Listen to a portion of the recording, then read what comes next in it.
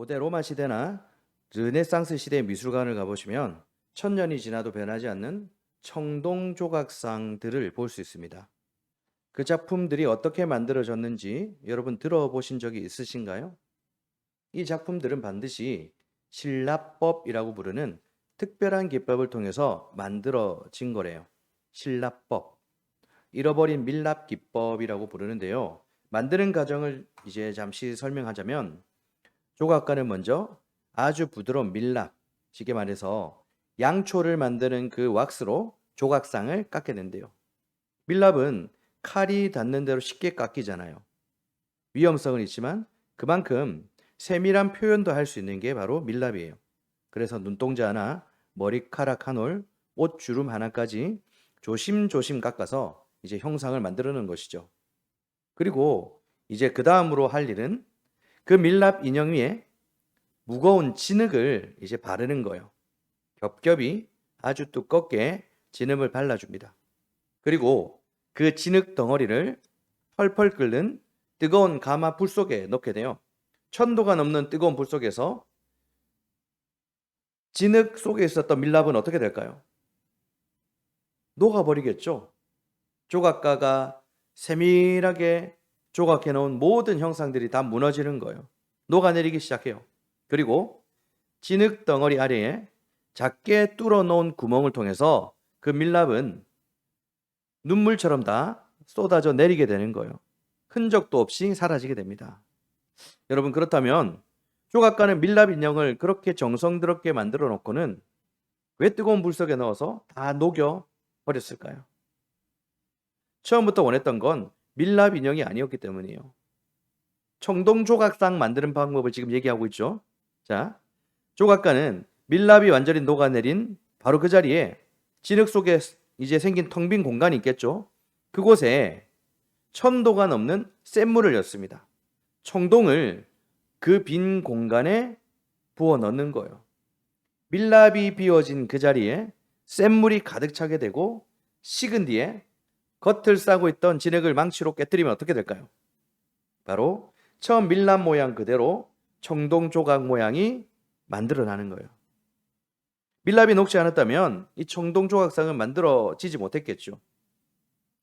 여러분, 우리는 입으로 주님을 믿는다고 하면서도 실제로는 끊임없이 내 힘과 내 지혜로 내 인생의 밀랍 인형을 조각해요.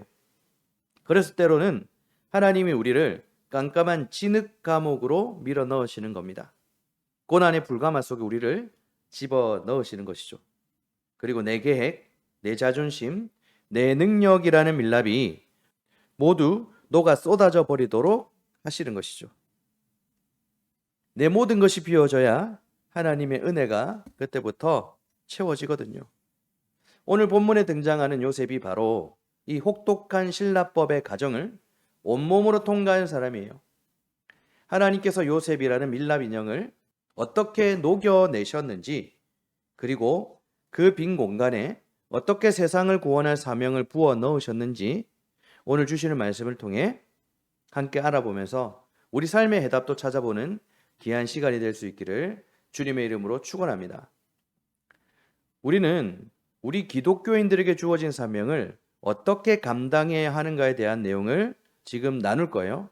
그렇다면 하나님께서 우리에게 주어진 이 사명을, 이 위대한 사명을 감당하려면 어떻게 해야 될까요?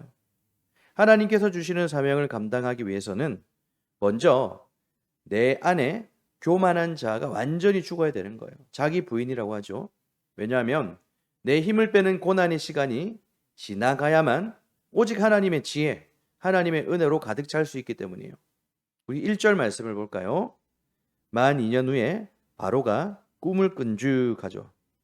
만 2년이 지난 후 여러분, 요셉이 술 맡은 관원장의 꿈을 풀이해 준 뒤 나를 기억하고 나를 건져달라고 부탁을 했었죠. 그리고는 2년이 지났다라는 뜻이에요. 요셉은 술 맡은 관원장이 풀려나게 되면 자신을 건져줄 것이라고 믿었어요. 그러나 2년이라는 시간 동안, 730이라는 시간 동안 아무런 응답이 없어요. 요셉은 더 이상 술 맡은 관원장에게 소망을 가지고 있는 상태는 아니겠죠. 오늘 요셉이 갇혀 있는 이 감옥, 이 옥이라는 것을 보면요. 14절에 옥이라고 부르는데 히브리 원어로 보시면 의미가 완전히 달라져요. 14절 옥의 히브리 원어는 보르라는 단어를 사용하는데요. 이는 구덩이라는 뜻이에요. 13년 전 요셉의 형들이 요셉을 죽이려고 던졌던 물 없는 구덩이, 그 구덩이를 얘기하는 거예요. 여러분 보세요. 하나님은 그때나 지금이나 요셉의 환경을 단 하나도 바꾸지 않으셨던 거예요. 똑같은 구덩이 속에 있어요. 왜 하나님은 요셉을 이대로 두셨을까? 바로 그 이유는 요셉의 내면에 꽈리를 틀고 있는 아직 다 녹지 않는 밀랍이라는 자아 때문이었어요. 여러분, 과거 요셉이 형들에게 버림을 받게 된 촉매제가 있죠. 그 촉매제는 채색 옷이 아니라 그가 꾼 꿈 때문이었어요. 그때 요셉이 뭐라고 했습니까? 내가 꿈을 꾸었는데 나의 단에게 당신들의 단이 절을 하더라. 요셉은 그때 당시만 해도 나라는 자아가 펄펄 살아 있었던 거예요. 그리고 요셉에게 있었던 감옥에서의 인연은요. 요셉의 자아를 죽이는 시간, 자아라는 밀랍을 완전히 녹여내는 시간이었던 거예요.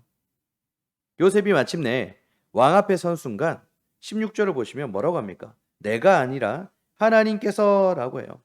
나는 없어지고 나는 지워지고 주어가 하나님으로 완전히 바뀐 모습을 보여주는 거죠.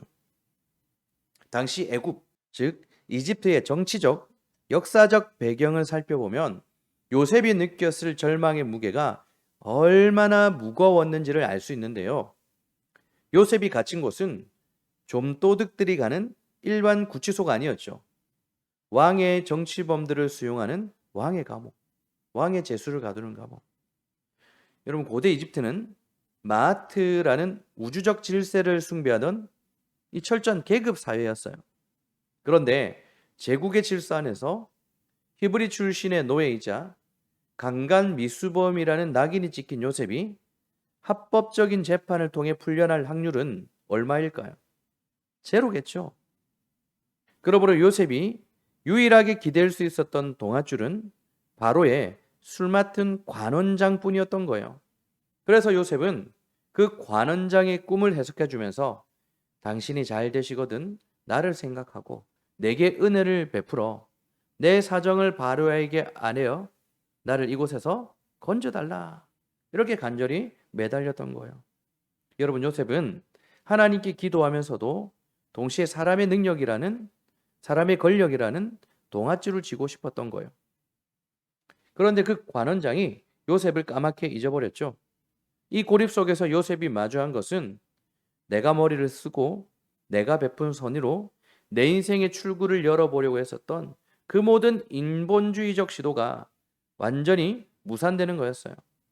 하지만 바로 여기서 인간의 모든 수단이 끊어지고 바닥을 친 그때에 하나님의 주권이 개입되기 시작하는 완벽한 세팅이 된 거예요. 여러분, 우리는 오늘 본문에서 간통하는 두 가지 핵심 단어에 대해서 주목해야 돼요. 하나는 만인연이라는 단어입니다. 만인연. 원어적 의미로 보시면 가득 찬 인연이에요. 단 하루도 모자람이 없는 꽉 채워진 인연. 여러분, 단 하루도 모자람이 없는 인연의 시간이란 요셉 안에 남아있는 자아의 전체가 완벽하게 타서 재가 될 때까지 한치의 오차도 없이 모자람 없이 꽉 채워져야만 했던 카이로스, 즉 하나님의 시간이라는 것을 비유하는 것이죠. 여러분, 하나님은 요셉에게 해와 달과 별이 절하는 위대한 꿈을 꾸도록 해주셨어요. 그런데 현실은 어떻습니까? 햇빛조차 제대로 들어오지 않는 눅눅한 지하 감옥이에요. 하나님의 약속과 내 삶의 현실 사이의 거리가 너무 멀어서 그가 꾸었던 꿈이 개꿈이라고 생각하지 않았을까요?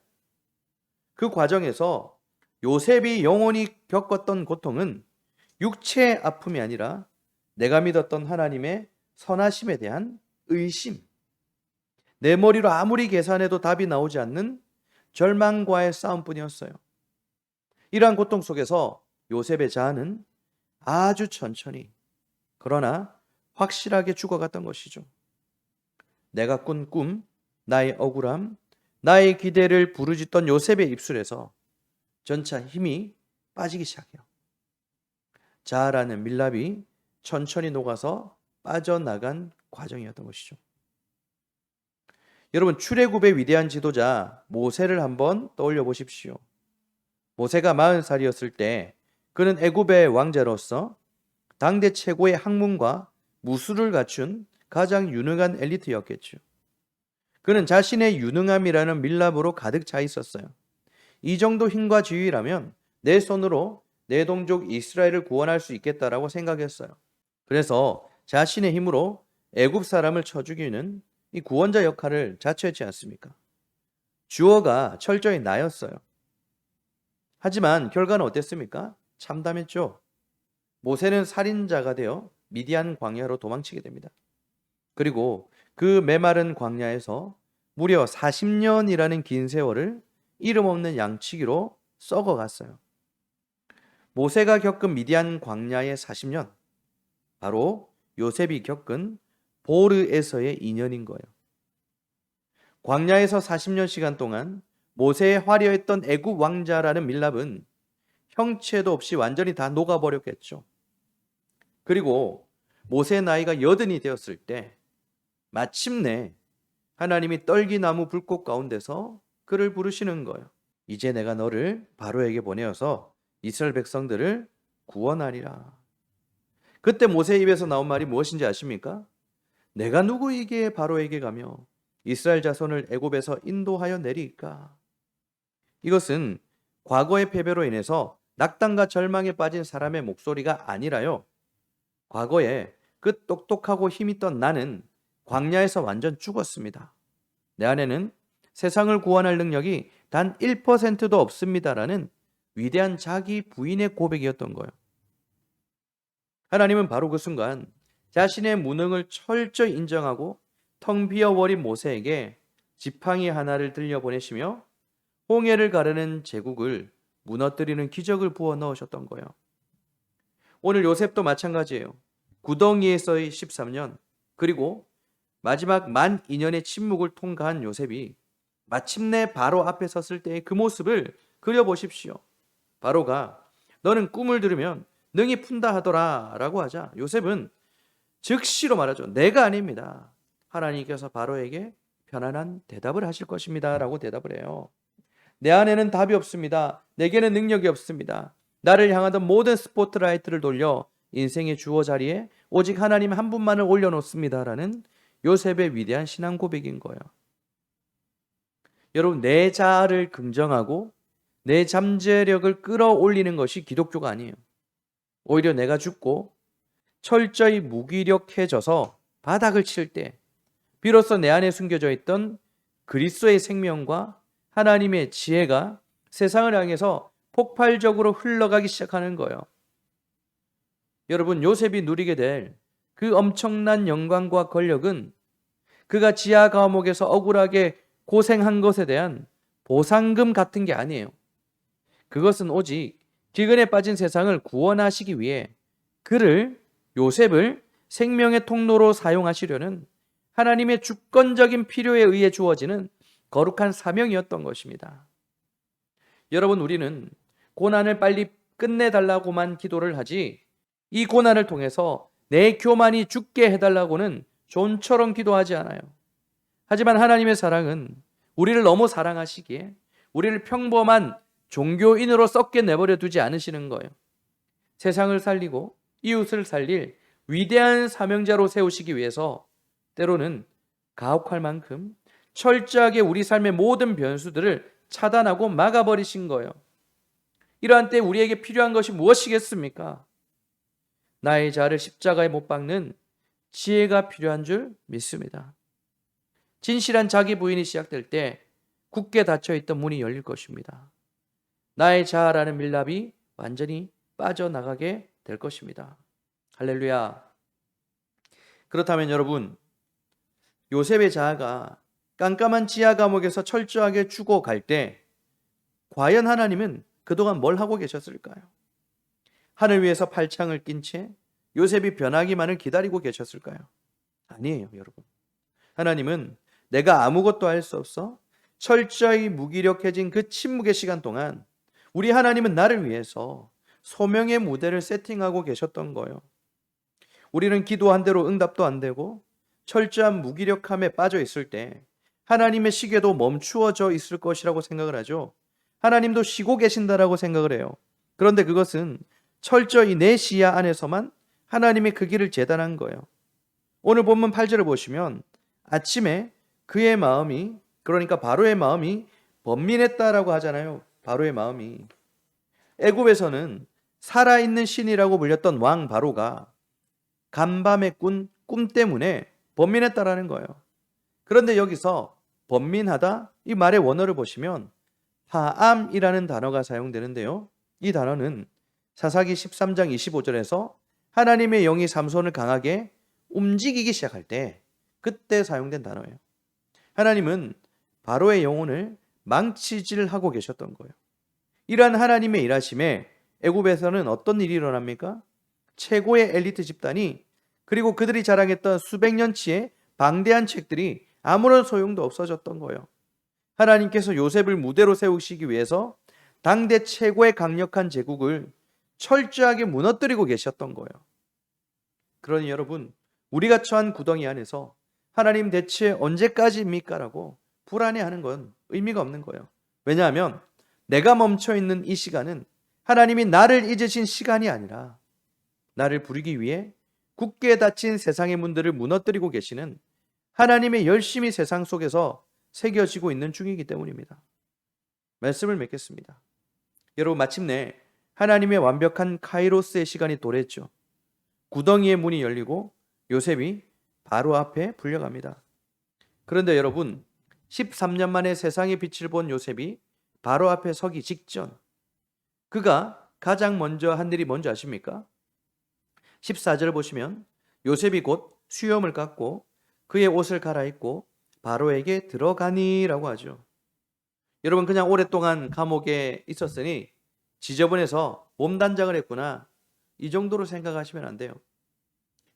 고대 근동 사회에서나 히브리 남성에서 수염이라는 것은요, 단순한 털이 아니라 성인 남서의 권위, 명예, 그리고 무엇보다 나는 여호와를 섬기는 셈족 히브리 사람이다라는 신앙적 자존심이자 그의 정체성이었어요. 그래서 당시 히브리인들이 수염을 깎는다라는 것은 전쟁 포로가 되어 노예로 전락하거나 인생에서 가장 극심한 수치를 당할 때나 일어났던 그런 일들이었어요. 반면에 애굽 사람들에게 이 털이라는 것은 반대 의미였어요. 몸에 난 털은 짐승과 같은 불결함의 상징이었죠. 그래서 바로를 알련하거나 신전을 섬기는 제사장들은 제의적 정결을 위해서 눈썹을 범해서 온몸의 털을 매끄럽게 다 밀어야만 했던 것입니다. 오늘날 하나님께서 털을 불결하다라고 생각했으면 목사들은 전부 빡빡머리로 설교해야 됐던 거예요. 그런데 오늘 요셉은 어떻습니까? 요셉 13년의 구덩이를 통하여 자아가 완전히 죽어버린 요셉은요, 일말의 망설임도 없이 그 소중한 수염을 기꺼이 다 밀어버렸어요. 여러분, 이것을 세상에 굴복한 변절로 보시면 안 돼요. 이것은 하나님께서 주신 위대한 사명을 감당하기 위해 세상의 문화적 장벽을 지혜롭게 넘어서는 위대한 선교적 적용이었던 거예요. 나를 맡고 너희는 틀리다, 이런 내 방식과 고집을 내려놓고 나를 부인하여 세상을 살리는 생명의 통로가 되기 위해서 기꺼이 자신의 자존심을 죽이는, 자아를 부인하는 세상의 한복판으로 들어갈 준비를 마친 거였어요. 거기서 끝이 아니죠. 요셉은 입고 있던 옷을 갈아입었어요. 그가 방금 전까지 입고 있었던 옷이 어떤 옷이었어요? 억울함의 제수복이었죠. 그 옷은 형들에게 배신당해 죽을 뻔했던 기억, 낯선 타국에서 노예로 팔려와 짐승처럼 일했던 피눈물에 대한 기억, 보디발 아내의 새빨간 거짓말로 속수무책으로 당해야 했던 억울함에 대한 기억, 그리고 철저히 잊혀져 버려졌던 12,000년의 절망의 기억, 이 모든 피해의식과 끔찍한 트라우마가 덕지덕지 묻어있던 상처의 옷이었어요. 사랑하는 여러분, 가끔 우리는 지난날의 상처를 마치 나의 훈장처럼 생각할 때가 있죠. 내가 과거에 얼마나 상처받았는지 알아? 내가 얼마나 억울한 일을 당했는지 네가 알아? 라고 하면서 내 상처를 무기 삼고 스스로 영원한 피해자의 자리로 숨어버리는 거예요. 그러나 사명자의 자리로 나아가는 것은 나를 찌르고 아프게 했던 그 억울함의 옷조차 미련 없이 벗어 던져야 한다는 것입니다. 그리고 내 힘으로는 아무것도 할 수 없음을 고백하는 그 텅 빈 심령에 오직 세상을 구원하시는 예수 그리스도의 십자가의 지혜만을 여러분들이 채우시기 바랍니다. 그리하여 자아의 처절한 죽음을 넘어서 하나님이 친히 세팅하신 위대한 사명의 무대로 당당하고 거침없이 걸어 올라가는 저와 여러분들이 될 수 있기를 주님의 이름으로 축원합니다. 함께 말씀을 생각하며 기도하는 시간을 가집시다.